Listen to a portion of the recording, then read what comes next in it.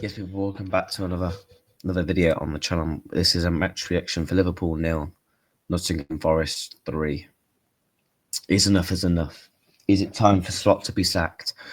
We're going to sit and discuss because Liverpool have just been lost again to Nottingham Forest. Again. Back-to-back losses to Forest at home. Okay. Look at this. Back-to-back 3-0 losses. Back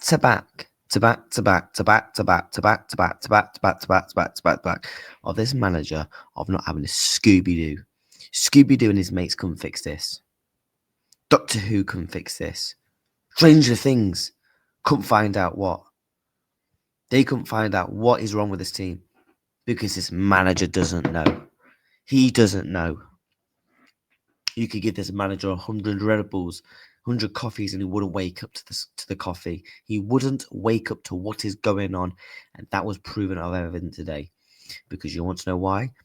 On the touchline, nothing on the touchline, not zilch, not commanding to the players, and that's something we've seen all season. Let's get into it. This was the lineup that played the game. In all fairness, I didn't complain too much. You know, Alisson, yes, back from injury, cool. Kirkes, back in the starting 11. I actually thought he played quite well in that first half, to be quite honest. Virgil van Dijk and Konate, okay. Szoboszlai right back, interchanging between Curtis Jones, Gravenberch and McAllister, Gakpo, Nisa, Katala. Not too many complaints. However, if I had it my way, I would have started Chiesa. I would have started probably Robertson. I probably would have started some other players. And don't give me, I don't want to hear no excuses of injuries. Because I've already heard people have made a couple of excuses of injuries. I've already heard people making a couple of excuses for the first goal. Doesn't matter if we got players in the line of sight of Alisson Becker. Liverpool lost 3-0. They lost 3-0. Wake up. Listen. They lost 3-0. Not 1-0. 3-0. Back-to-back 3-0 L's. We're going for the hat-trick now. The hat-trick of the threes. Liverpool of a three. They're going for the hat-trick of the threes. And we got West Ham next. Yeah, good luck. In that first half, I actually thought it was quite a good performance. But the first 5 minutes was quite shaky, balls bounced and all of that.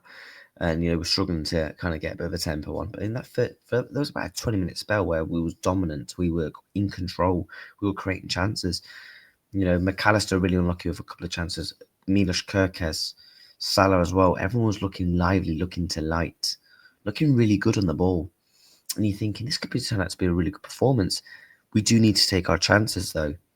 Because I said on the watch-along, at some point, the screw will come out.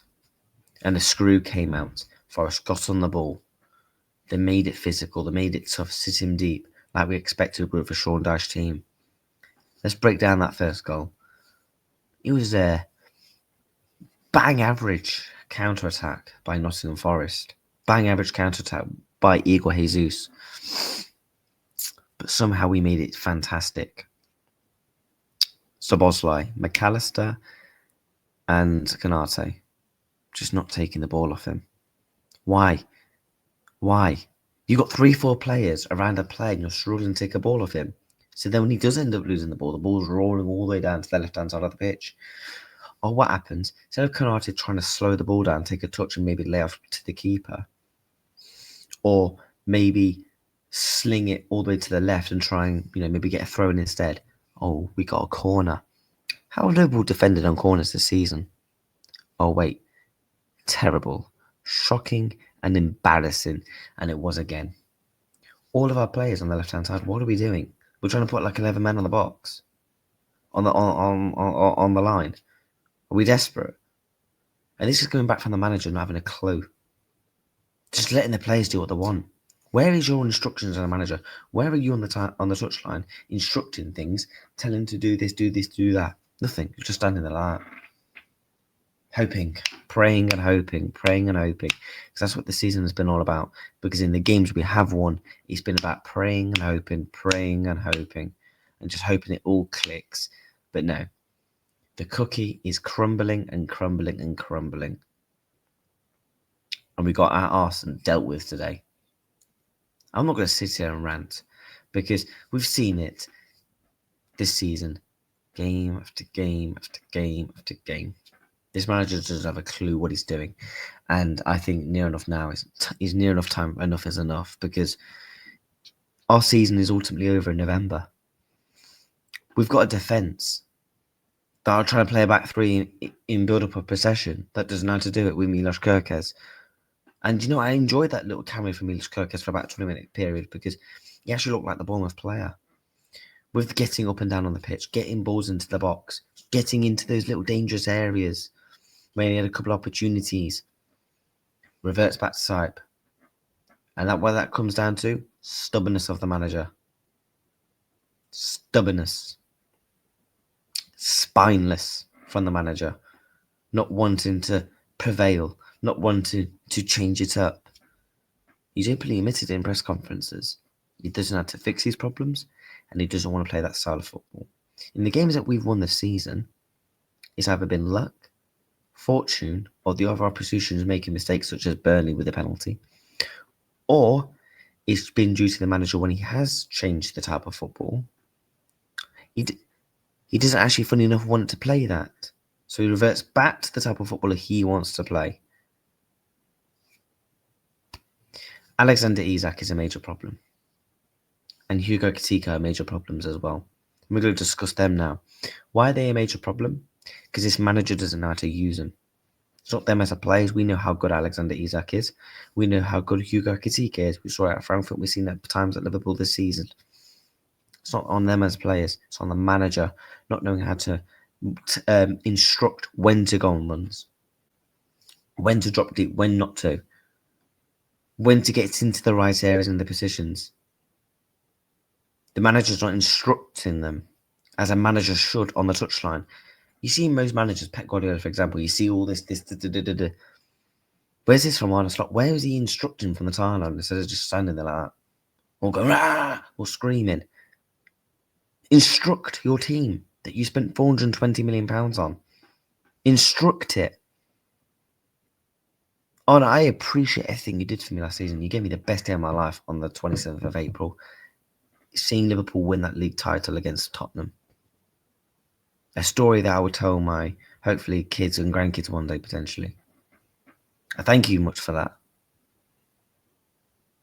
But that's in the past. It's about the now. Our season is over in November. Go to the table. We're 11th in the Premier League. We could potentially be 13th. Sorry, 12th. We're hanging on because Brentford see what's around if it's. If Everton win, we go to 12th. Everton Football Club could potentially go above us.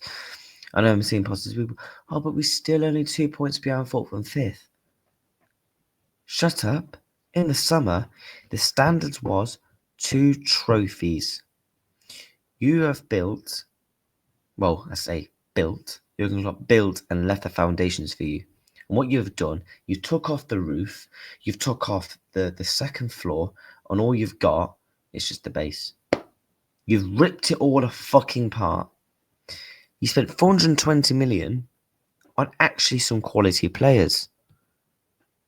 But what has happened here, you've brought the materials you need, but you don't know what to do, where to place it. It's like buying a wardrobe and putting it in your kitchen.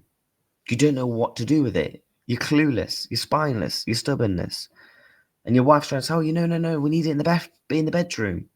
And you're like, no, I want it in the kitchen.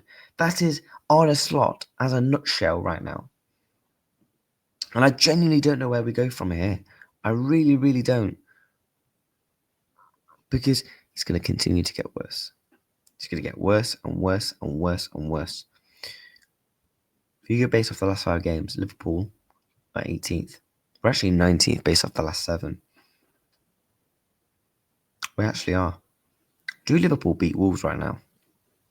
Tell you what, that's a question. Because I'm telling you now, every single team in the league beat us right now. Do Wolves beat us? God forbid when we play Wolves. On, I think it's the 27th of December. I think we play Wolves.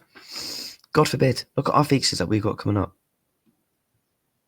PSV, any confidence? Nope. We played well in the Champions League. Have we? We've been okay. PSV, they slapped up Napoli. West Ham are going to do the exact same thing as Nottingham Forest did. And plus, it's away. Liverpool have not played well away once in the Premier League this season. Sunderland, they're going to do exactly what Nottingham Forest did, but better because they've got quality. That could be worse than 3 if they play us. Leeds, yeah. Inter, yeah, we're going to get slapped. Brighton, we're going to get boxed off the park. Spurs, we'll see. I don't know where we win our next game. I really, really don't. The season is over. And the Champions League hopes, forget them. Forget them, because we've got a manager right now that is spineless and being stubborn, that doesn't want to change anything at this football club. Enough is enough, people. We'll see what happens. People asking me, am I slotting a slot out? It's not about slotting a slot out. You know what it's about? Having standards for this club and calling out the problems. That's what it's about. Because this is a team that is good enough to compete with Arsenal, good enough to compete with Manchester City, good enough to compete on the world stage. Because these are not bad players. Smash a like, subscribe, and I'll take care. I'll see you all very soon. Peace.